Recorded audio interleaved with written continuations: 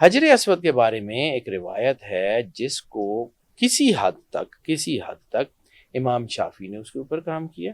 سرور انبیاء صلی اللہ علیہ وآلہ وسلم سے حجر اسود کی حقیقت کے بارے میں پوچھا گیا تو آپ نے کہا کہ الست کا رازدان ہے، یہ پوری کائنات کلاک وائز ٹریول کر رہی ہے اور صرف خانہ کعبہ اینٹی کلاک۔ حج سے ہوتا کیا ہے یا اسے ہوتا کیا ہے کہ تمہارے گناہ معاف کر دیے جائیں گے۔ اللہ نے خواب میں دیا کہ بیٹے کو ذبح کر دو، بیٹا وہ جو بڑھاپے کی اولاد ہے۔ آپ نے حضرت اسماعیل سے ذکر کیا تو حضرت اسماعیل نے کیا کہا؟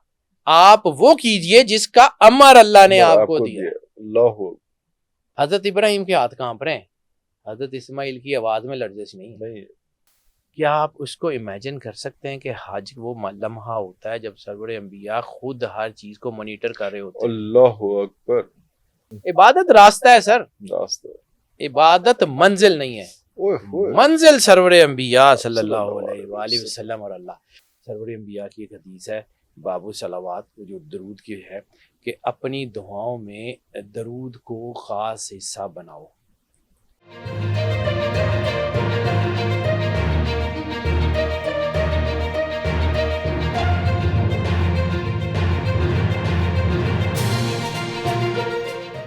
جعفری صاحب ایک بڑا امپورٹنٹ فیچر ہے، ہم بہت سے آپ کے لیکچرز وغیرہ دیکھے، آپ ہجر اسود کو بڑے اور طریقے سے ڈیفائن کرتے ہیں، کچھ تھوڑا سا اس کے بارے میں بتائیے گا، کیونکہ حج بھی آ رہا ہے، اس کے بعد ہم اسی کو کنٹینیو کریں گے حج کے حوالے سے۔ حجر اسود سر کائنات کی ایک سمجھ لیں کہ سب سے بڑی ڈاکٹرائن کا امین ہے۔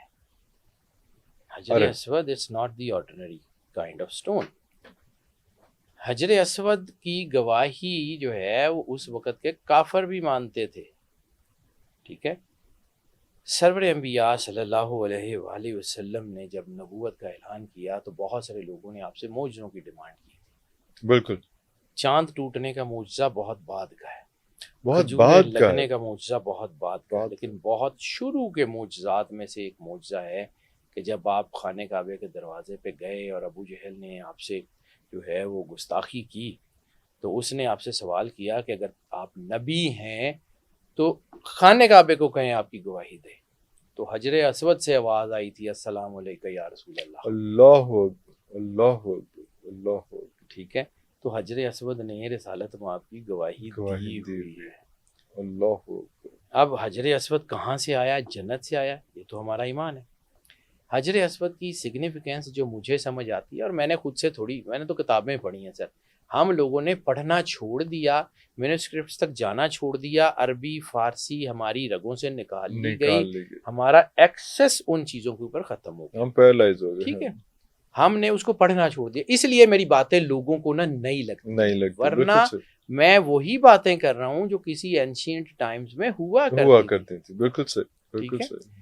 حجر اسود کے بارے میں ایک روایت ہے جس کو کسی حد تک امام شافعی نے اس کے اوپر کام کیا، اور اس کے اوپر بہترین کام کیا ہوا ہے محی الدین ابن عربی نے، اور اس کے اوپر امام غزالی نے بہت کام کیا۔ اللہ، اس کے اوپر ایک مقالہ امام ترمذی کا اور ایک مقالہ ابن ماجہ کا بھی موجود ہے۔ میں یہ حوالے اس لیے دے رہا ہوں کہ تاکہ لوگوں کو ذہن میں رہے کہ میں یہ کہانی نہیں سنا رہا ہوں، اس کے پیچھے معتبر ریفرنسز موجود ہیں۔ حجر اسود کے بارے میں جب سرور انبیاء صلی اللہ علیہ وآلہ وسلم سے پوچھا گیا تو کچھ لوگ کہتے ہیں کہ یہ حدیث ضعیف ہے، لیکن اس کے اوپر چونکہ بہت بڑے لوگوں نے کام کیا ہے تو یہ اتنی بھی ضعیف نہیں ہو سکتی کہ لوگ اس کو بالکل جو ہے نا اس کے اوپر لیٹ گو کر دیں۔ سرور انبیاء صلی اللہ علیہ وآلہ وسلم سے حجر اسود کی حقیقت کے بارے میں پوچھا گیا تو آپ نے کہا کہ الست کا رازدان ہے، یہ الست کا رازدان، ٹھیک ہے۔ پھر مولا کائنات الست بربکم، پھر مولا کائنات جو ہے ان کی ایک روایت موجود ہے کہ ایک صحابی نے حجر اسود کی طرف کہا رخ کر کے کہ حجر اسود تو پتھر ہے، میں تجھے بالکل نہ چومتا اگر سرور انبیاء صلی اللہ علیہ وآلہ وسلم نے تجھے چوما نہ ہوتا۔ تو مولا کائنات امام علی علیہ السلام نے ان کو ٹوک کے کہا تھا کہ اس حجر اسود میں تمہاری تقدیر موجود ہے۔ اللہ، تو یہ جو جملے ہیں یہ بلا وجہ نہیں ہے۔ ایک وہ زبان جو کائنات کی سب سے صادق، سب سے امین زبان، اور ایک وہ ہستی جو مدینہ العلم، اور دوسری وہ ہستی جو باب مدینہ العلم، بالکل صحیح، ٹھیک ہے۔ یعنی اس اس تناظر کو سمجھیے. میں پھر کہتا ہوں ہو سکتا ہے میرے پڑھنے میں غلطی ہو گئی ہو، میں نہیں، لیکن مجھے یہ بات سمجھ آتی ہے کہ حجر اسود اس الست کے وعدے کا امین ہے. جب اللہ نے تمام روحیں تخلیق کی، وہ اللہ کہتا ہے نا ہم نے تمام روحوں، تو پوری انسانیت میں کبھی وہ وقت آیا ہے الست کے علاوہ کہ جہاں تمام ارواح جو بھی اللہ نے تخلیق کی وہ اکٹھی ہوں؟ ایک ہی مقام ہے جس پہ تمام ارواح اول سے آخر تک، ازل سے ابد تک اکٹھی موجود تھیں. اور پھر اللہ نے اس کا ذکر قرآن پاک میں کیا، الستو بربکم والی آیات میں، کہ اللہ نے روحوں کو بنایا، روحوں کو تخلیق کیا اور پھر ان سے خطاب فرمایا. اللہ ٹھیک ہے، کہا کہ کیا میں تمہارا رب نہیں ہوں؟ تو تمام روحوں نے کیا جواب دیا؟ کالو بلا. انہوں نے کہا بے شک آپ ہی رب ہیں، آپ ہی رب ہیں. تو پھر اللہ نے پوچھا کیا میرے علاوہ کسی کی عبادت کرو گے؟ انہوں نے کہا جی نہیں. کیا میرے علاوہ کسی کو جو ہے وہ کسی کو رب مانو گے؟ انہوں نے کہا جی بالکل نہیں. شریک تمام روحوں نے یہ ڈاکٹرائن لے لی، اللہ نے ان سے ان کا کنسنٹ لے لیا. اب کنسنٹ سگنیچر ہو سکتا ہے، کنسنٹ کچھ ہو سکتا ہے، یا وائبریشنز ہو سکتی ہیں، مجھے نہیں پتا کہ وہ کیا ہے. مطلب یو ایس بی میں جو ڈیٹا ہوتا ہے وہ کسی شیپ میں ہوتا ہے، وہ پیپرز میں نہیں ہوتا، وہ نہیں ہوتا. مطلب ہو سکتا ہے وہ ڈاکومنٹس ہوں، ہو سکتا ہے وہ جو ہے وہ کچھ بھی ہو، ورچوئل چیزیں ہوں، ایکس وائی زیڈ، وہ ریڈیشنز ہوں. بالکل صحیح. اللہ نے وہ ساری ریڈیشن جو روحوں کی تھی، جو ان کا کنسنٹ تھا، وہ حجر اسود میں ودیت کر دیا. وہ ڈیٹا سیو ہو گیا ان کامن لینگویج کے. وہ حجر اسود کو وہ ہارڈ ڈرائیو سمجھ لیں جس میں تمام اول سے آخر تک تمام روحوں کے کانسنٹ سے، یعنی آپ کسی دفتر میں جاتے ہیں تو ایچ آر ایم میں اپنا وہ کانسنٹ فارم تو دیتے ہو نا. جی جی جی بالکل صحیح، بالکل صحیح. تو آپ کا بطور انسان، بطور روح، آپ کا کانسنٹ فارم اللہ نے حجر اسود میں محفوظ کر دیا. اللہ اکبر. اب جب یہ محفوظ ہو گیا، حجر اسود کو کہا کہ تمہیں قیامت والے دن بلائیں گے، تم گواہی دینا. نامہ اعمال کچھ ہوگا، وہ سامنے رکھا جائے گا، پھر کانسنٹ نکالا جائے گا کہ یہ تم نے وعدہ کیا تھا، کرتے کیا رہے ہو؟ دس از واٹ حجر اسود تمہارے اعمال کی گواہی دے گا. حجر اسود نے یہ والی گواہی تھوڑی دینی ہے کہ آئے تھے انہوں نے چوما تھا تو میں نے ان کے گناہ چوس لیے.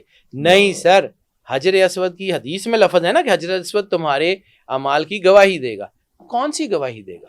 یہ والی گواہی دے گا. الست والی کے نامہ اعمال آپ کو دے دیا جائے گا، وہاں سے ڈاکٹرائن نکالی جائے گی ٹیلی کر کے، ہاں جی یہ آپ نے دعویٰ کیا تھا، یہ آپ نے کیا ہے، آنسر. اللہ اکبر، اللہ. ٹھیک ہے. اب یہاں پہ حجر اسود کو ہٹا دیا گیا، پھر روحوں کو لذات دکھائی گئی، دنیا کی لذات. قرآن پاک میں 3 طرح کے لوگوں کا ذکر ہے. ایک نے مان لیا، ایک نے نہیں مانا، ایک تذبذب کا شکار رہے. اب سنیے بالکل اسی تناظر میں جو مجھے سمجھ آتا ہے. سر میں اپنے علم کے مطابق میں مطلب عام سا آدمی ہوں، I never claim to be the best one، لیکن جتنا میں نے پڑھا مجھے اس کی روشنی میں جو سین نظر آتا ہے میں وہ آپ کے ساتھ شیئر کروں. اللہ نے لذات دکھائیں، کچھ روحیں دنیا کی لذات کی طرف دوڑ پڑی، مائل ہو گئی، چلی گئی. کچھ روحیں دنیا کی لذات کو چھوڑ کے اللہ کی طرف آ گئی. اللہ اکبر. ٹھیک ہے. کچھ روحیں تذبذب کا شکار رہیں. یہی ذکر اللہ نے قرآن پاک میں کیا. جو روحیں اللہ کی طرف آ گئیں ان کا فیصلہ ہو گیا انبیاء، اولیاء، صالحین، شہداء، صدیقین، جس کا ذکر قرآن پاک کرتا ہے. جو روحیں دنیا کی طرف لپک گئیں ان کا فیصلہ ہو گیا کہ ان کے ہاتھ میں پتھر کلمہ پڑیں گے، ان کے سامنے چاند ٹوٹے گا، ان کے سامنے درخت لگیں گے، یہ کلمہ نہیں پڑیں گے، یہ نہیں مانیں گے. ان روحوں کو جو اس وقت اس کو چھوڑ کے چلی گئی تھی، ان کا باپ نبی ہوگا، نوح علیہ السلام اپنے بیٹے کے لیے دعا کرتا رہے گا، اور یہ نہیں ہوگا، نہیں ہوگا. وہ روحیں اس وقت کنفرم ہو گئی. اب جو باقی رہ گئے جو تذبذب کا شکار تھے ان کے لیے یہ امتحان اور آزمائش، ان کے لیے یہ امتحان اور آزمائش. وہ روحیں جب نیچے آئیں تو کافروں کے گھر مسلمان روحیں آ گئیں، مسلمانوں کے گھر کافر روحیں آ گئی، شفل ہو گئیں. اب اللہ نے پھر اپنے میگنیٹ اتارے نیچے، سیگریگیٹ دی تھنگز. وہ میگنیٹ جو اللہ کے نور سے نوری تھے، گھر سے نہیں ہوتے، اللہ کے نور سے نوری تھے، وہ اجمیر شریف میں اتریں گے تو کافروں کے گھر میں موجود 90 لاکھ روحوں کو اپنی طرف کھینچ لیں گے. اور وہ جو میگنیٹ تاریکی سے تاریک تھے، جو کفر سے بھرے ہوئے تھے، وہ نیچے آئیں گے تو مسلمانوں کے گھروں میں کافر روحوں کو اپنے ارد گرد جو ہے وہ جمع کر کے قادیانی کر لیں گے. اوئے ہوئے ہوئے ہوئے ہوئے. یہ سیگریگیشن آف دا سوسائٹی ہے. This is the course of nature, this is the course of, And this has to happen like this. ہو گیا ہے, ہو رہا ہے, ہو رہا ہے, مسلسل ہو رہا ہے. اب یہ جو ہے نا حجر اسود, اس کی صرف سگنیفیکینس یہ نہیں ہے. حجر اسود, حج, طواف, رمی, مزدلفہ, منا, ایک ایک چیز کی سگنیفیکینس علیحدہ علیحدہ اللہ نے بھیجی ہوئی ہے. صرف اللہ کہتا ہے نا لآیات اولی الالباب, عقل والوں کے لیے نشانی ہے. اللہ ہو, سب کے لیے نہیں, سب کے نہیں, عقل والوں کے لیے نشانی ہے, جو سمجھے گا. اللہ کہتا ہے ہم نے اس قرآن کو پڑھنے کے لیے آسان کر دیا, تو کوئی ہے جو سوچے سمجھے, سوچے سمجھے, کوئی ہے فحل میں مدکر, کوئی ہے جو سوچے سمجھے. تو اللہ جو ہے وہ اپنے کام, اللہ کن کہہ کے کائنات بنا سکتا ہے, کن کہہ کے سب کو مسلمان نہیں کر سکتا تھا, نہیں کیا. کیوں؟ اس نے آزمائش کے لیے اتارا ہے. استاد اپنے اسٹوڈنٹ سے جتنی مرضی محبت کرتا ہو, جب اسٹوڈنٹس امتحان کے سینٹر میں بیٹھے ہوں جا کے بوٹی نہیں لگواتا, نہیں لگواتا. اللہ بھی ایسے ہی نہیں ایسے کرتا. اللہ انسان سے محبت آسن تقویم پہ پیدا کیا ہے. اللہ کو انسان سے شدید ترین محبت ہے. یعنی حدیث کے لفظوں میں دیکھیں کہ جس نے ایک کو قتل کیا اس نے انسانیت کو قتل کیا, جس نے ایک کو بچایا اس نے انسانیت کو بچایا. اللہ کو ایک انسان میں, یعنی جو سرور انبیاء کی حدیث ہے, ذرے میں کائنات کا راز, کائنات کا راز. اللہ ہو. تو ایک لائن اگر آپ اجازت دیں تو ایٹم اور آدم میں کوئی فرق نہیں ہے. اچھا, ایٹم اور آدم میں کوئی فرق نہیں ہے. ایٹم جو ہے وہ بڑی اکائی کا ایک چھوٹا ذرہ ہے, اور آدم جو ہے وہ حقیقت سرور انبیاء اور حقیقت رسالت مآب سرور انبیاء کا ایک چھوٹا سا ذرہ ہے. دونوں یونیک ہیں, دونوں یونیک ہیں, دونوں کا ایٹم اور آدم دونوں ایک اکائی ہیں. جو اس کو تناظر کو سمجھیں گے تو پھر آپ کو سمجھ آئے گا سرور انبیاء نے کیا کہا تھا کہ ذرے میں کائنات کا راز ہے.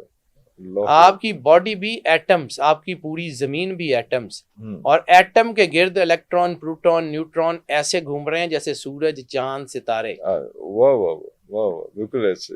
آپ طواف کی بات کرتے ہیں نا, جی, تو پوری کائنات, ہم یہاں بیٹھے ہوئے بھی طواف میں, پوری کائنات طواف میں ہے اپنے اپنے آربٹس کے اوپر. ارے اللہ, سیٹلائٹ چھوڑ دیں وہ گھومنے لگے گا, وہ آگے پیچھے تو نہیں ریوالو کرے گا. ٹھیک ہے, سیٹلائٹ, سورج, چاند, سیارے, زمین, پوری کائنات ایکسپینشن, دائرۃ البروج, ہر وقت ہمہ وقت طواف میں ہے.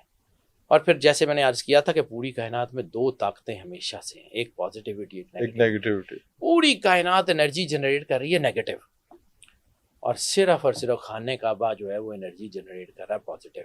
اللہ, پوری کائنات کلاک وائز ٹریول کر رہی ہے, اور صرف خانہ کعبہ اینٹی کلاک وائز.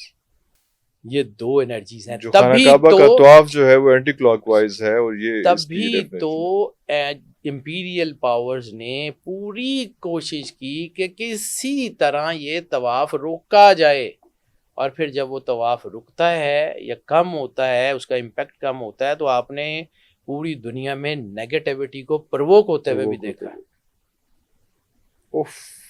اس تناظر میں ذرا کورونا کو دیکھیے گا کہ جیسے ہی وہ رکتا ہے, پوری دنیا میں نیگیٹو طاقتیں جو سالوں سے نہیں کر سکی تھی, انہوں نے ہفتوں, گھنٹوں, مہینوں میں کی. سر یہ پوری دنیا کا نظام, میں نے آپ کو بار بار کہا ہے کہ وہ طاقتیں ہم سے بہت آگے ہیں. انہوں نے ہمارے بچوں سے دین چھین لیا, انہوں نے ہمارے بچوں سے ان کی پڑھائی چھین لی, انہوں نے ہمارا جو ہے نا وہ اسکولنگ کا سسٹم چھین لیا, انہوں نے ایک ایک چیز ہماری تباہ کر دیا. اور ہم وہ جو کہا تھا نا میرا خیال مولانا حالی نے کہ کارواں کے دل سے افسوس کہ اس کا زیاں کا جو ہے نا وہ جاتا رہا. مصرع بھول گیا تو میں اس لیے اس کو بتا, لیکن وہ کہ ہمارے دلوں سے ہمارے دکھ کا جو تکلیف تھی نا, وہ کسک, وہ بھی ختم ہو گئی. طواف کو سمجھیے, طواف کیا ہے, مطلب طواف جو ہے نا یہ اتنی زبردست چیز ہے کہ آپ کو سمجھ ہی نہیں آتی. یعنی کیا خانہ کعبے کا اس پردے کا, اس عمارت کا, نعوذ باللہ اس گھر کا طواف ہو رہا ہے؟ نہیں, اس گھر میں جس کی انرجی کا سینٹر ہے یہ میں نے آپ کو کہا نا، ہر چیز جب اپنے سے زیادہ طاقتور انرجی کے امپیکٹ میں آتی ہے، حصار میں آتی ہے، یا جہاں سے اس کو زندگی مل رہی ہوتی ہے اس کے حصار میں آتی ہے، تو گھومنا شروع کر دیتی ہے. This is the course of nature. اس سے گرد ریوالو کرنا شروع ہو جاتی ہے. نیوکلس سے انرجی مل رہی ہوتی ہے، الیکٹران، پروٹون، نیوٹران کو، وہ نیوکلس کے گرد گھوم رہے ہیں. زمین کو انرجی مل رہی ہے سورج سے، زمین سورج کے گرد ہے. چاند کو انرجی مل رہی ہے زمین سے، چاند زمین کے گرد ہے. تو آپ سمجھ سکتے ہیں اللہ کے گرد انسان کیوں گھوم رہا ہے. یہ بلا وجہ ہے، بلا وجہ ہے کہ ہمیں اس کو گھومنے کا حکم ہے. جب بھی آپ اس بڑی انرجی کے کانٹیکس میں آئیں گے، حج سے ہوتا کیا ہے، یا اسے ہوتا کیا ہے کہ تمہارے گناہ معاف کر دیے جائیں گے اور تمہیں ایسے پاک کر دیا جائے گا جیسے تم ابھی دنیا میں آئے پیدا ہوئے. تو وہ جو رحمت ہے، وہ جو کرم ہے، جس کا سینٹر خانے کعبے میں موجود ہے، وہ آپ کے گناہوں کو جلاتا ہے نا. اللہ اکبر. اس کو سمجھیے. یہ ہے کیا، یہ ایسے نہیں ہے. میں نے کچھ آیتیں وغیرہ اس میں جو ہے نا وہ لکھ کے رکھی ہوئی ہیں، تو اس کے کانٹیکس میں جو ہے وہ آپ سمجھیے کہ یہ اللہ، بلکہ آیت کے اوپر یہ مجھے ایک پوائنٹ میں نے لکھا ہوا تھا وہ یاد آ گیا. میں نے آپ کو ایک دفعہ پہلے بھی عرض کی تھی کہ ہمیں توحید کا درس دیتا ہے نا اللہ، تو اللہ خود بھی موحد ہے. اللہ ادھر ادھر سے محبت کسی اور سے نہیں کرتا. اللہ کو صرف ایک ہستی سے محبت ہے، اور اس محبت میں کوئی شریک نہیں ہے. وہ ہے سرور انبیاء صلی اللہ علیہ وسلم. 3 جگہ ہے نا، مطلب دیکھیں قرآن پاک میں جہاں اطیع اللہ و اطیع الرسول والی آیات ہیں، تو اس میں 3 چیزوں کا ذکر ہے نا، اطیع اللہ و اطیع الرسول و اولی الامر منکم. بالکل صحیح. ہم سب جتنے کلمہ گو ہیں، ہمیں کس کا حکم ہے؟ اطیع رسول کا، کہ اے رسول اللہ صلی اللہ علیہ وآلہ وسلم، یہ جو میری محبت کا دعویٰ کرتے ہیں، ان سے کہیے کہ یہ جو چاہتے ہیں کہ ہم اللہ سے محبت کرنا چاہتے ہیں، ان کو کہیے فاتبعونی، میری اطاعت کرو، یحببکم اللہ، اللہ تم سے خود محبت کرے، خود راضی ہو جائے گا. اللہ ٹھیک ہے. یہ محب سے محبوب الہی تک چلے جائیں گے. اس کا راستہ کیا ہے؟ فاتبعونی، سرور انبیاء صلی اللہ علیہ وآلہ وسلم کی اطاعت. تو ہم سب جتنے کلمہ گو ہیں، ہم اطیع اللہ پہ ہیں، اطیع رسول پہ ہیں. اطیع اللہ پہ صرف اور صرف سرور انبیاء صلی اللہ علیہ وآلہ وسلم. ہم نہیں. ہماری اوقات کیا؟ اللہ ہم سے مخاطب ہوگا، اللہ ہم سے بات کرے گا. قرآن پاک میں اللہ سرور انبیاء کو مخاطب کرتا ہے اور بات ہمارے لیے کر رہا ہے. یعنی مطلب ڈائریکٹ ہماری اوقات حیثیت ہی نہیں ہے کہ اللہ ہم سے مخاطب ہو. اطیع اللہ صرف رسالت معاف، اور اطیع رسول ہم سارے. اب ہم میں سے اولی الامر کون؟ جو سب سے زیادہ سرور انبیاء صلی اللہ علیہ وآلہ وسلم کے نور سے روشن ہے. اللہ. ٹھیک ہے. حضرت ابو بکر صدیق رضی اللہ تعالیٰ عنہ کی ایک مستند حدیث ہے کہ آپ نے اسی اولی الامر منکم کا پوچھا، سرور انبیاء صلی اللہ علیہ وآلہ وسلم. آپ مسجد نبوی کے ممبر پہ تشریف فرمائے. اب حضرت ابو بکر صدیق نے پوچھا، سرکار خاموش رہے. انہوں نے دوسری دفعہ پوچھا، سرکار خاموش رہے. کچھ ٹائم گزرا تو سرکار نے خود ان کو مخاطب کر کے کہا کہ اے ابی قحافہ، آپ کیا پوچھ رہے تھے؟ ان کے یا رسول اللہ، میں اولی الامر کا مطلب پوچھ رہا تھا. تو آپ نے اشارہ کیا کہ اولی الامر وہ ہے، اور جب اشارہ کیا تو اپنے گھر کے دروازے سے مولا کائنات آ رہے. اللہ. ٹھیک ہے. پھر اس کا آگے ایک اور رسول بتایا کہ جو بھی اللہ اور اس کے رسول کے نور سے منور ہوگا وہ اسی اولی الامر کے اندر کھڑا ہوگا. اللہ. اولی الامر کا مطلب ظاہری حکومت نہیں ہے، جس کو ہم نے بہت سال تک جو ہے وہ یوز کیا کہ جی وہ خلیفہ ہوگا تو وہی جو ہے وہ سب کچھ کرے گا. نہیں، وہ نہیں. عباسی، اموی، عثمانی خلفاء نے اس کو اپنی گرینجرز دکھانے کے لیے بڑا لمبا عرصہ استعمال کیا. سو یہ چیز نہیں ہے. ٹھیک ہے. یعنی اگر آپ محبوب الہی کے درجے تک پہنچ جاتے ہیں تو you are something, otherwise آپ وہ خلیات سے یا ایٹم کے ذروں سے زیادہ کچھ نہیں ہے. آپ کی اوقات نہیں ہے اس سے. اگر آپ سرور انبیاء صلی اللہ علیہ وآلہ وسلم کی محبت سے مزین ہو کے، اب آپ کو طواف سمجھ آ، یہ خانہ کعبہ، یہ حج، یہ طواف، یہ ایسے ہی بلا وجہ کا ہے. یہ اس کے اندر کہانی کچھ اور چھپی ہوئی ہے. یہ جو ہے نا، مطلب اب خانہ کعبہ کیا ہے؟ خانہ کعبہ کیوں کعبہ بنا؟ رخ تو کہیں اور ہوتا تھا. آیات کیا کہتی ہیں کہ یا رسول اللہ ہم آپ کا آسمان کی طرف چہرہ اٹھانا دیکھ رہے تھے, اللہ آپ کعبے کا رخ اس طرف بدل دیجئے جہاں پہ آپ چاہیں. تو مسجد قبلتین میں کس نے خانہ کعبے کو جو ہے وہ چوز کیا؟ تو اس کا مطلب ہے خانہ کعبہ سرور انبیاء صلی اللہ علیہ وآلہ وسلم کی ریالٹی کا نام ہے, ول آف سرور انبیاء صلی اللہ علیہ وآلہ وسلم. خانہ کعبہ میں جو بت تھے کس نے توڑے, کس نے پاک کیے فتح مکہ کے بعد؟ سرور انبیاء صلی اللہ علیہ وآلہ وسلم. تو محسن خانہ کعبہ کون ہے؟ سرور انبیاء صلی اللہ علیہ وآلہ وسلم. تو خانہ کعبے میں جو ہے وہ انرجی کس کی ہوگی؟ تو اس بات پہ یقین رکھیں کہ اگر سرور انبیاء صلی اللہ علیہ وآلہ وسلم بادشاہ کونین کے بغیر اب خانہ کعبے میں جائیں گے کچھ نہیں ملے گا. کچھ نہیں. حقیقت محمدی سرور انبیاء صلی اللہ علیہ وآلہ وسلم سے خانہ کعبہ ہے. حقیقت محمدی سے جو ہے یہ دین ہے. سرور انبیاء صلی اللہ علیہ وآلہ وسلم کا کلمہ پڑھنے سے اسلام ہے. یعنی آپ لا الہ الا اللہ پڑھتے رہیں تو کیا دین مکمل ہو جائے گا؟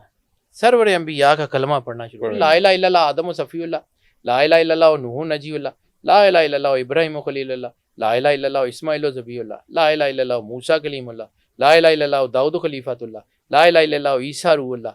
یہ سارے موجود تھے پہلے, لیکن ان سب کے اوپر نص آئی لا الہ الا اللہ محمد رسول اللہ صلی اللہ علیہ وسلم. اس کے بغیر کچھ نہیں ہے, کچھ نہیں ہے. اللہ خانہ کعبے کی حقیقت سرور انبیاء صلی اللہ علیہ وآلہ وسلم. تبھی تو کہا تھا ان المشرکون نجس, کہ مشرک نجس ہیں, ان کو کعبے کی حدود سے نکال. جتنی دفعہ آپ اللہ کے قریب جائیں گے اتنی مرتبہ آپ کے اندر سے وہ پردے ہٹتے جائیں گے. اللہ آپ کی انرجی جو ہے وہ بڑھتی جائے گی. پھر قرآن پاک کا ایک بطن, میں نے آپ کو ایک عرض کی تھی کہ میرا نا اولیاء سے تعلق رہا, تو حضرت بابا فرید گنج شکر کے روضے کے اندر ایک مزار ہے حضرت حافظ صاحب بسی شریف والے, بڑی خوبصورت پرسنالٹی تھی. میرا ان سے جو ہے وہ بہت بچپن کا ایک انٹریکشن ہے, لیکن یہ واقعہ میں نے کچھ اس وقت تو جب دیکھا تھا تب تو مجھے اس کی اتنی ہوش نہیں تھی, لیکن بعد میں لوگوں سے سنا تو مجھے سمجھ آیا کہ I was witnessing something. اچھا. ان کی عادت تھی قرآن پاک ان کے سامنے ہمیشہ کھلا رہتا تھا, قرآن پاک کی تلاوت کرتے تھے, اس کی تفسیر بتاتے. ایک دن ایک بندہ آیا آ کے کہتا ہے کہ حافظ صاحب یہ بتائیں کہ قرآن پاک کی تفسیریں بہت سارے لوگوں نے لکھی ہوئی ہیں, کسی کی تفسیر ایک دوسرے سے ملتی نہیں ہیں, چیزیں مشکل ہیں, کسی کو سمجھ آتی ہیں کسی کو نہیں آتی. تو آپ نے نا وہ قرآن پاک کے اوپر وہ ایک چادر اپنی رکھتے ہوتے تھے, جب قرآن پاک بند نہیں کرتے تھے قرآن پاک کے اوپر وہ اپنی ایک چادر رکھ دیتے تھے. انہوں نے وہ اپنی چادر اس کے اوپر رکھی تو اسے کہتے ہیں کہ بیلیا, وہ بیلیا کہہ کے بات کرتے ہیں کہ یار گل سن, ایک شعر ہے یا تو میں نے ترجمہ دس. انہوں نے مولانا روم کا ایک فارسی کا شعر پڑھا, وہ لوگوں نے بتانا شروع کر دیا کہ جس کا یہ ترجمہ, اس کا یہ ترجمہ, اس کا یہ ترجمہ. 4-5 لوگوں سے پوچھا, اس کے بعد وہ جس نے سوال کیا تھا نا اس سے پوچھتے کہ اے بندے دا کلام ہے, اے دی سمجھ نہیں آندی پئی لوکاں نوں کہ ادا ترجمہ ہر کوئی اپنی مرضی کا اپنے, وہ اللہ دا کلام ہے, وہ سمجھنا کہ سانوں سمجھ آ جائے گی. اللہ جب سبا بطون کھلنے شروع ہوتے ہیں تو پھر وہ آپ کے اندر ایٹرنیٹی آتی ہے. وہ جس کے بارے میں حافظ شیرازی نے کہا تھا کہ ہرگز نہ میرا دون کے دلش زندہ شد بے عشق, سب دست بر جریدہ عالم دوام ماں, کہ وہ شخص نہیں مرتا جس کا دل عشق سے زندہ ہو گیا ہے. عالم تاریخ کے پنوں کے اوپر ہمارا امر ہونا لکھ دیا گیا ہے. سب دست بر جریدہ عالم دوام ماں.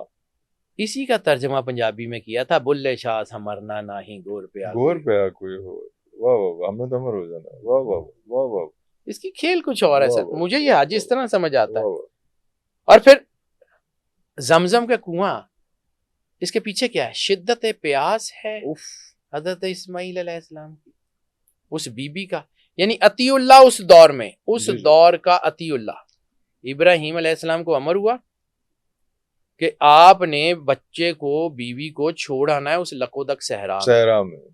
امر کے پالن کرنے والے, امر کو ماننے والے اولے الامر حضرت ابراہیم, اور نبی نے کہا یہ کرنا ہے, ان کی اطاعت کرنے والی کون؟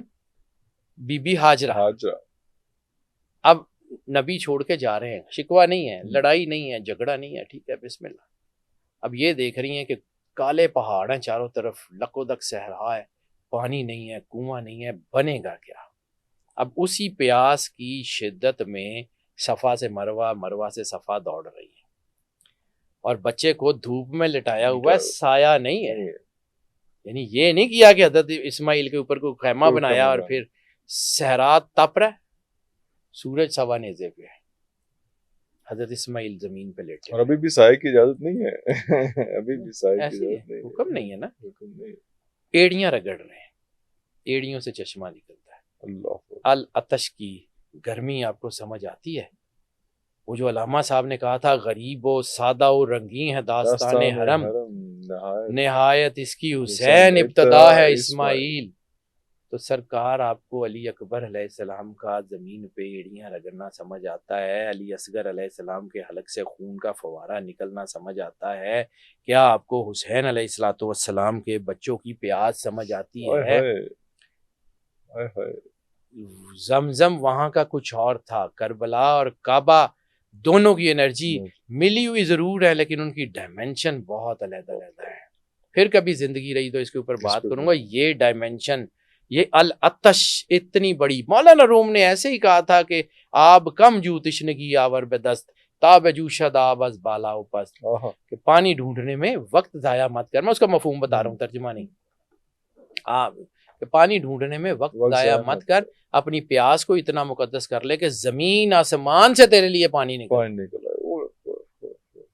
اپنے آپ کو سرور انبیاء اور ان کے نور سے اتنا مزین کر لیں کہ آپ کے اندر سے زمزم نکل آئے. یہ العطش کا راز, یہ کربلا کا راز, یہ ایسے ہی ہے سر. اور جتنے بھی آپ گناہ گار ہیں, جتنے بھی آپ سیاکار ہیں, جب وہ تجلی پڑتی ہے ختم ہو جاتا ہے. اللہ لا کل شیء قدیر ہے, کائنات کے سب سے بڑے گناہ گار کو میں نے بخش دیا. کون سی طاقت ہے جو آ کے کہے گی کہ یہ اللہ اصول اور قاعدے اور کلیے کے مطابق اس کی سزا بند ہے؟ اللہ آپ کو سمجھ آتا ہے کہ اللہ کیا ہے؟ یعنی رمی جمرات کی طرف آ جائیں تو میں نے ایک سیکوینس کا ذکر کیا. سیکوینس اولی الامر, اطیع اللہ, اطیع رسول و اطیع اللہ. تین لوگ ہیں اس رمی جمرات میں, تین کریکٹر ہیں پورے خانے کعبے کی حج کی انرجی میں. یعنی پہلے ہم نے خانے کعبے کے اندر کی بات کر لی, اب ہم ذرا خانے کعبے سے باہر نکل کے مزدلفہ, منا, باقی چیزوں کے مطلب ہے وہ عرفات میں محشر کا میدان لگنا ہے, وہاں پہ کیا ہے, کیوں ہے, یہ جبل نور جہاں پہ حضرت آدم اور حضرت حوا کا ملن ہوا تھا, یہ کیا ہے, مزدلفہ کیا ہے, منا کیا ہے, مقام فیل بھی اسی طرف اس کے قریب ہے, تو یہاں پہ کیا ہے. یہ ہر ایک کی اپنی ڈائمنشن ہے, لیکن میں اس وقت اس کو نہ شیٹرڈ کرنا نہیں چاہ رہا. میں جس پوائنٹ پہ حج کی جس انرجی کو لانا چاہ رہا ہوں جو مجھے سمجھ آتی ہے, رمی کی طرف آ رہے ہیں. ٹھیک ہے, رمی جمرات کیا ہے, تین شیطان ہے, ایک بڑا ہے, ایک درمیانہ ہے, ایک چھوٹا ہے. تین ہی رہیں گے ہمیشہ, بڑا, درمیانہ اور چھوٹا, یہ تینوں ہی شیطان. ٹھیک ہے, اب یہ جو شیطان ہیں ان کے مقام کیا ہے؟ رمی جمرات بھی اگر سرور انبیاء کی ریالٹی کو نہیں نہ سمجھیں گے تو رمی جمرات بھی سمجھ نہیں آئے گی. رمی جمرات کو سمجھنے کے لیے آپ کو درود ابراہیمی کے راز کو جاننا پڑے گا. سرور انبیاء نے اکثر کہا, یعنی سرور انبیاء صلی اللہ علیہ وسلم سے بھی پہلے چلے گئے, حضرت ہاشم نے قحط میں مکے والوں کو کھانا کھلایا جی, اور وہ کہا جاتا ہے کہ وہ سرید کھلائی. ہم تو اس کا ترجمہ کرتے ہیں شوربے میں روٹی. شوربے میں روٹی بھگو کے, ہاں سر وہ شوربے میں روٹی نہیں, اس وقت کا بڑا ڈگنیفائڈ کھانا ہوا, اور بڑا لیئربل, بڑا اس میں بڑا قیمتی کھانا ہوتا. ٹھیک ہے, اس میں بہت سارے گوشت کی یخنی میں روٹی, یعنی بڑا ایک مطلب انرجائزنگ قسم کا. اور ایک دن نہیں کھلائی, کئی مہینے, اور کچھ جگہ پہ آتا ہے 2.5 سال لگاتار پورے مکے کو. اتنا پیسہ تھا تو کھلایا نا. اور جب وہ کھلایا رہے تھے تو ایک جملہ حضرت ہاشم کی زبان سے, یعنی ایک جملہ اس گھر کے آباء و اجداد سے, یعنی ابراہیم علیہ السلام سے لے کے جو ہے وہ سرکار ختمی مرتبت اور صاحب العصر والزمان مولا امام مہدی علیہ السلام, یعنی سال کا جو آخری مہینہ ہے وہ 12واں, تو 12ویں کی حقیقت اس میں ہوئے گی نا. اور پہلا مہینہ محرم, وہاں سے قربانی جو کہتا ہے اللہ کے حضرت اسماعیل کی قربانی کو وفدیناہ بذبح عظیم, کہ ہم نے اس کو جو ہے وہ ذبح عظیم سے بدل دیا اور اس کو آخری دور میں رکھ دیا. تو کربلا اور کعبہ, جمرات اور قربانی یہ آپس میں جڑے ہوئے ہیں کربلا سے. اور وہ جو پھر آپ نے ابھی شعر بھی سنایا تھا، ابتدا اس کی حسین، انتہا اس کی حسین، ابتدا ہے اسماعیل. تو وہ بھی کنیکشن ایک ہی چیز ہے. اب اس کی طرف آتا ہوں، لیکن میں ذرا اس کو چونکہ تھوڑا سا اس لیے میں ذرا تمہید بیان کروں کہ ذرا سمجھ آ جائے کہ واٹ اٹ از. یہ جو 3 شیطان ہیں، ان تینوں نے کس کس کو روکا ہے؟ سب سے پہلے ابراہیم علیہ السلام کو روکا ہے کہ یہ کیا کرنے جا رہے ہیں. پھر بی بی ہاجرہ کو روکا ہے کہ دیکھو تمہارے بیٹے کو نبی ذبح کرنے جا رہے ہیں. اور پھر حضرت اسماعیل کو روکا ہے. اور اس پورے کے پورے چیپٹر میں جو سب سے خوبصورت کریکٹر ہے، نبی ہوتا ہے، وہ حضرت اسماعیل کا نظر آتا ہے. مجھے اپنی ذات کی بات کروں، لیکن سمجھیے 3 مقام ہے جس کا قرآن پاک میں ذکر کیا تھا. ایمان اور اسلام کا میں نے پہلے ذکر کر دیا کہ ایمان کا مقام وہ ہے کہ جب نور آپ کے دل میں اتر گیا. اور 3 مقام ہے اطیع اللہ و اطیع الرسول و اولی الامر منکم. تو اولی الامر وہ جس کو اللہ نے امر دیا اور اس نے کر دیا، حضرت ابراہیم.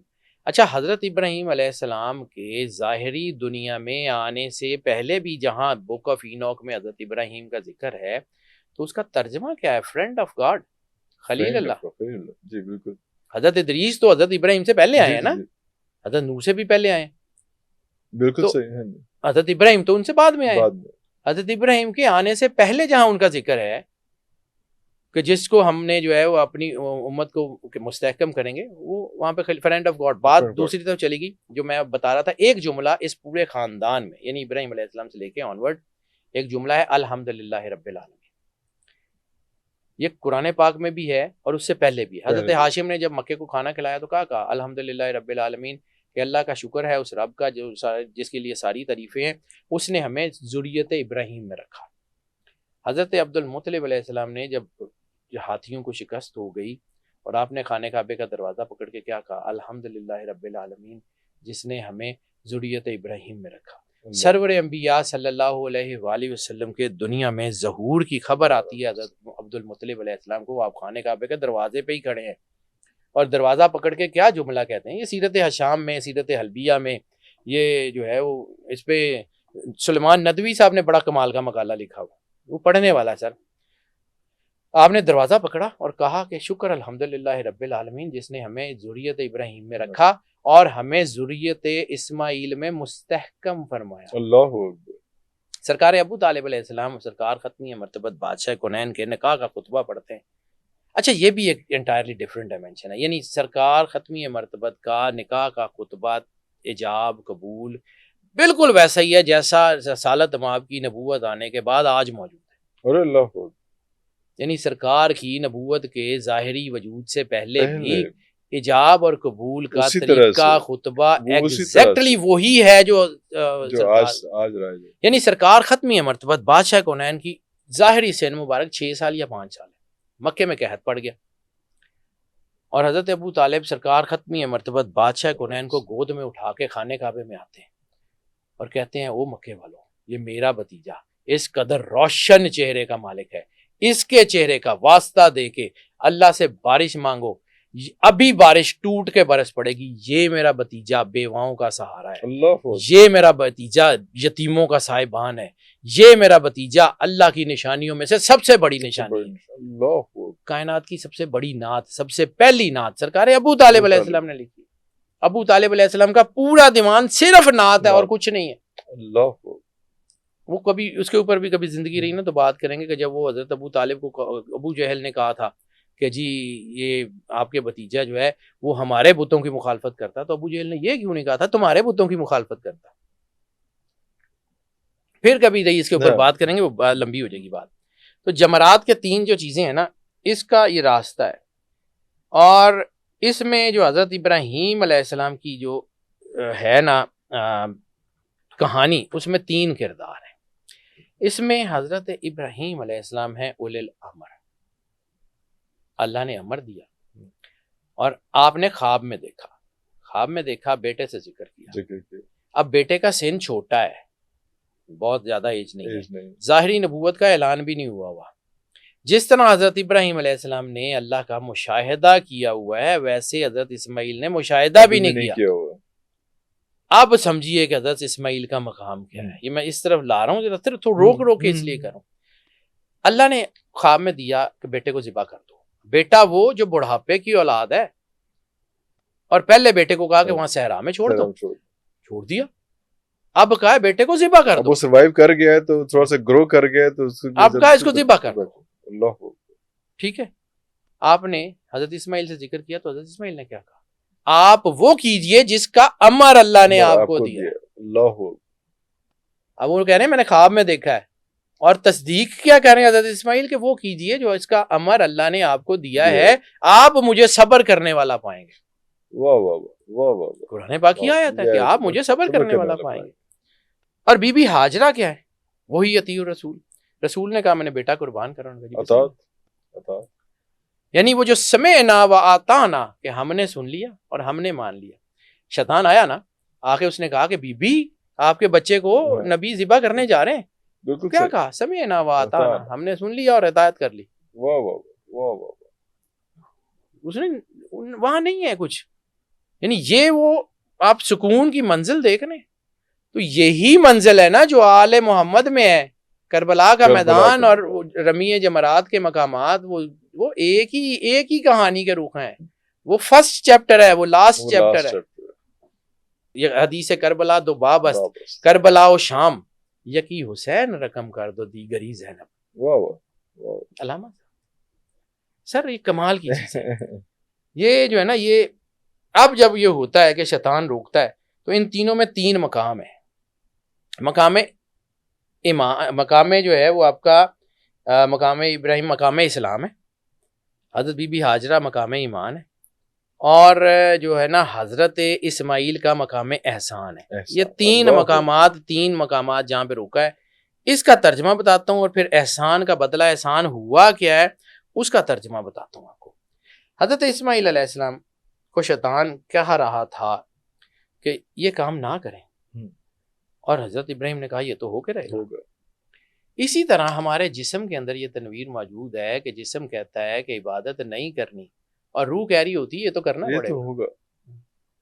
جسم جو ہے وہ ریلیکٹنٹ ہوتا ہے کہ اٹھ کے وضو نہیں کرنا, نماز نہیں پڑھنی, اور روح کہہ رہی ہوتی ہے یہ کرنا ہے, یہ تو کرنا ہے. ابراہیم علیہ السلام کا وہ اسلام کا مقام آپ کے اندر بھی موجود ہے, جہاں پہ اطاعت کا حکم ہے. اللہ نے کہا کرنا ہے تو آپ نے کرنا ہے, پھر کرنا ہے. ٹھیک ہے, اللہ کے سامنے سجدہ ریز ہونا ہے. یعنی حضرت ابراہیم علیہ السلام جو ہیں وہ انہوں نے چونکہ امر الہی کو مانا اور اس کی اتباع کی. اولے الامر اس پوری سٹوری میں حضرت ابراہیم اولے الامر ہے, جن سے اللہ مخاطب ہے, جن کی وجہ سے ان کا امر انہوں نے کہا کہ یہ کرنا ہے, تو ان کی بیوی نے ان کو نبی مانتے ہوئے ان کا کلمہ پڑھتے ہوئے اس کی اطاعت کی, تو وہ اطیع رسول ہیں. اور حضرت اسماعیل اس وقت نبی بھی نہیں ہے, سن بھی چھوٹا ہے, مشاہدہ بھی نہیں کیا ہوا, اس کے باوجود وہ مان رہے ہیں, تو وہ مقام احسان ہے. ٹھیک ہے. اب دوسرا مقام جو ہے وہ حضرت ہاجرہ کا ہے, اور شیطان وہی کہتا ہے کہ جی آپ نے تو جی بندہ قربان کرنے جا رہا, اور حضرت ہاجرہ نے کہا کہ سمینا و اطعنا. اب تیسرا مقام جو سب سے اہم ہے, جس کی مجھے اس پوری میں تنویر نظر آتی ہے, وہ ہے مقام احسان. حضرت اسماعیل علیہ السلام, حضرت اسماعیل علیہ السلام کو ذبح کرتے ہوئے حضرت ابراہیم نے اپنی آنکھوں پہ پٹی باندھی, حضرت اسماعیل بھاگ جاتے. ہاں کچھ بھی ہو سکتا تھا. ٹھیک ہے. اگر کہتے ہیں جی انہوں نے اس کے آن کے ہاتھ پیر باندھ دیے تو حضرت اسماعیل جو ہے وہ دوڑ جاتے, بچے تھے نا. انہوں نے کہا نہیں باندھ لیں, کوئی بات نہیں, مجھے نہیں آپ ہلتا ہوا دیکھیں گے. حضرت ابراہیم کے ہاتھ کانپ رہے ہیں, حضرت اسماعیل کی آواز میں لرزش نہیں. حضرت اسماعیل کی آواز میں بھی لرزش کا ذکر کوئی پوری کا نہیں ہے. چھری چل گئی, مینڈھا آ گیا, ٹھیک ہے, اور حضرت اسماعیل کو اللہ نے بچا لیا. ہم نے وہ قربانی بھی قبول کر لی اور تمہارا بیٹا بھی واپس کر دیا. مقام احسان ہے. قربانی بھی قبول کر لی, قربانی بھی قبول کر لی, اور تمہارا بیٹا بھی تمہیں واپس کر لیا. ہاں اس کی قربانی ہم نے آخری دور میں رکھ لی, وہ ضرور لیں گے. وَفَدَيْنَاهُ بِذِبْحٍ عَظِيمٍ, کہ ہم نے یہ والی قربانی آپ کی قبول کر لی, لیکن آپ کی اولاد میں سے ہم یہ قربانی لے لیں گے. یعنی وہ قربانی جو حضرت ابراہیم علیہ السلام نہیں دے سکے, سرور انبیاء صلی اللہ علیہ وآلہ وسلم نے پیش کی ہے. امام حسین کا تعارف کیا ہے؟ انا ابن رسول اللہ، میں رسول کا بیٹا ہوں۔ جب آیت آتی ہے مباہلہ کی کہ اپنے بیٹے لاؤ، ہم اپنے بیٹے لائیں گے، اپنی بیٹیاں لاؤ، ہم اپنی بیٹیاں لائیں گے، اپنے جیسے لاؤ، اپنے جیسے لائیں گے، تو گئے کون؟ یہی ایک گھر ہے تطہیر میں، یہی ایک صرف گھر یہی ہے، لوگ یہی ایک گھر ہے۔ باقی سارے لوگ حق پہ ہیں، ان کا درجہ اپنی جگہ پہ، لیکن مباہلے میں ایک ہی گھر ہے، یعنی کل کفر کے مقام پہ کل ایمان جائے گا تو اس گھر کا ہوگا، اس کے علاوہ کوئی نہیں ہوگا۔ ٹھیک ہے، اب اس احسان کا جو ہے وہ بدلہ اللہ نے کیا دیا؟ یہ مقام احسان، ایک تو حضرت ابراہیم کو جو ہے نا وہ بیٹا واپس کر دیا، دوسرا قرآن پاک میں اللہ جو کہتا ہے وہ لا ریب فی کتاب ہے نا، تو اللہ کہتا ہے احسان کا بدلہ احسان ہے۔ تو اللہ نے احسان کیا ابراہیم علیہ السلام پہ؟ سرور انبیاء صلی اللہ علیہ وآلہ وسلم کو مستحکم کر دیا آل اسماعیل میں۔ یہی تو آج لڑائی چل رہی ہے کہ بنی اسرائیل کے نبیوں میں آخری نبی کیوں نہیں آیا، بنی اسرائیل میں اسماعیل میں کیسے آ گیا؟ یہ وجہ ہے، یہ بنی اسماعیل کے اوپر کرم کیا، یہ وہ ہے الحمدللہ رب العالمین کے جس نے ہمیں اسماعیل کی ذریت میں مستحکم کر دیا۔ کہیں اللہ ان کو بتا رہا تھا کہ اسماعیل کی ذریت میں آخری نبی بھیجوں گا، 12 امام بھیجوں گا، صاحب العصر والزمان بھیجوں گا۔ یہ رسالت مآب اور آل محمد کا حضرت اسماعیل کی ذریت میں آنا، یہ وہ مقام احسان ہے جس کا بدلہ اللہ نے حضرت ابراہیم اور ان کی اولاد کو دیا ہے۔ اب آپ کو شاید درود ابراہیمی کا ترجمہ سمجھ آ جائے۔ اے اللہ صلوات بھیج، درود بھیج سرکار ابراہیم پہ اور ان کی آل پہ، اور سرکار ختمی مرتبہ اور ان کی آل پہ۔ ٹھیک ہے، سرکار ابراہیم کون؟ رسالت مآب کے آباء و اجداد، اور سرکار آل محمد کون؟ رسالت مآب کی اولاد۔ پیوٹ پوائنٹ کون؟ سرور انبیاء صلی اللہ علیہ وآلہ وسلم۔ اے اللہ برکت دے سرور انبیاء ابراہیم علیہ السلام کو اور ان کی آل کو، اور برکت دے رسالت مآب اور ان کی آل کو۔ برکت کا سینٹر آف پیوٹ پوائنٹ، برکت تو سرور انبیاء صلی اللہ علیہ وآلہ وسلم ہے، فضل تو سرور انبیاء صلی اللہ علیہ وآلہ وسلم ہے، نور تو سرور انبیاء صلی اللہ علیہ وآلہ وسلم ہے، جس کی تنویر سے ابراہیم علیہ السلام روشن ہے، جس کی تنویر سے آخر تک مولا مہدی علیہ السلام تک کائنات روشن ہے۔ ایک ہی ذات ہے، وہ ہیں سرور انبیاء۔ ان کو سمجھیں گے تو باقی سارا کچھ سمجھ آ جائے گا۔ اطیع الرسول تک ہماری پہنچ ہے، اس سے آگے ہم جا ہی نہیں سکتے، ہم اس کے آگے نہیں جا سکتے، یہ سیدھی سی بات ہے۔ اچھا جی، خانہ کعبہ اگر آپ کو سمجھ آ جائے تو پھر آپ کو یہ بھی سمجھ آنا چاہیے کہ سرور انبیاء صلی اللہ علیہ وآلہ وسلم کی حقیقت کیا ہے، اور کیوں خانہ کعبے میں دعا قبول ہوتی ہے۔ اللہ اکبر۔ تو بات ہے نتھنگنیس کی۔ نتھنگنیس، یس، نماز کا میں نے آپ سے ذکر کیا تھا، نماز یہاں سے شروع ہوتی ہے نا، رفع یدین۔ رفع یدین کو انگریزی میں کیا کہتے ہیں؟ ہینڈز اپ۔ میرا سارا کچھ وہ پڑا ہوا ہے، مالک تو جان تیرا کام جانے۔ تو جب آپ نے سرنڈر ہی نہیں کیا تو بولے شاہ یہی تو کہتا ہے نا کہ تیرا دل کھڈاوے منڈے کڑیاں کیتی رب نال 420۔ سر کہانی یہاں سے شروع ہوتی ہے، نتھنگنیس۔ اب نتھنگنیس کیا ہے؟ ربنا ظلمنا انفسنا وإن لم تغفر لنا وترحمنا لنکونن من الخاسرین۔ آدم علیہ السلام کو تو اس بات کا پہلے سے علم تھا کہ میرے بنانے سے پہلے اللہ نے یہ فیصلہ کر لیا کہ انی جاعل فی الارض خلیفہ۔ بظاہر تو آدم کی غلطی نہیں تھی،